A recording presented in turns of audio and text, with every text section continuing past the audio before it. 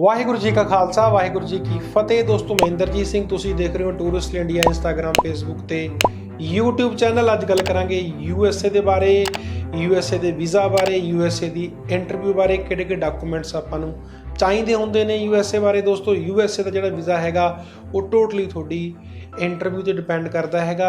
99% USA दे विच किसी तरह की कोई डाकूमेंटेशन नहीं देखी जाती। तुसीं भावें डाकूमेंट का थब्बा नाल चक के लै जाओ पर तुहाडे पेपर नहीं देखे जाते।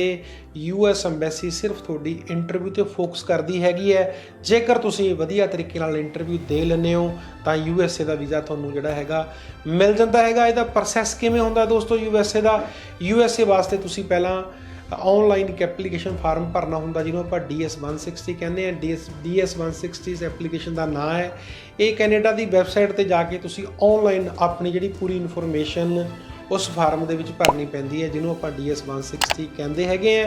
DS-160 भरन तो बाद दोस्तों तुसीं ਜਦੋਂ कंप्लीट हो जाता DS-160 उस तो बाद तुसी इंटरव्यू वास्ते टाइम लेना होंदा हैगा।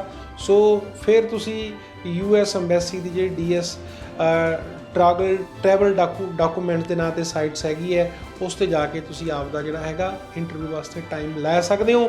इंटरव्यू टाइम लैण तो बाद फिर तुसी आपदी जिहड़ी तैयारी करनी होंदी है इंटरव्यू की। इहदे विच दोस्तों किहड़ियां चीज़ां तुसी नाल लेके जानी हैगियां।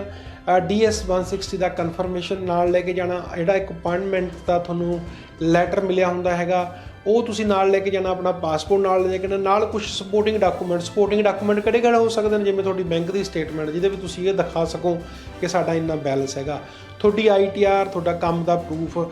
99% दोस्तों अंबैसी इन्हां पेपरां नूं नहीं देखदी पर फिर भी तुसी पेपर नाल लैके जाने हुंदे ने। कारण की हुंदा 1% जे अंबैसी चैक करे तो तुहाडे कोल पेपर होने चाहिए ने। दूजा हैगा कि जदों तुहाडे हत्थ दे विच दोस्तों पेपर हुंदे ने तुसीं वैसे ही कॉन्फिडेंट हुंदे हो कि मेरे हत्थ 'च पेपर ने, कोई भी अंबैसी पेपर मंगेगी तो मैं ईजीली जिहड़ा पेपर उहनूं दिखा सकदा हैगा। सो पेपर भावें ना देखे पर पेपर तुसीं नाल लैके जाने जरूर ने। मेन जिहड़ा अंबैसी का फोकस हुंदा तुहाडी इंटरव्यू ते हुंदा। तुहानूं पता होना चाहिए कि इंटरव्यू दे विच सवाल किस तरह के पूछे जाते हैं। अंबैसी तुहाडे तो किहड़े जिहड़े सवाल है वो पूछ सकती हैगी है। अंबैसी ने दोस्तों जिहड़े तुहाडे DS-160 दे विच भरे हुई डिटेल है उसके बिहाफ ते तुहानूं सवाल करने हुंदे ने। उस तो बाहरले सवाल तुहानूं नहीं हुंदे, सो तुसीं ਉਹਦੇ ਵਿੱਚੋਂ ही उन्हां दा आंसर देना हुंदा है।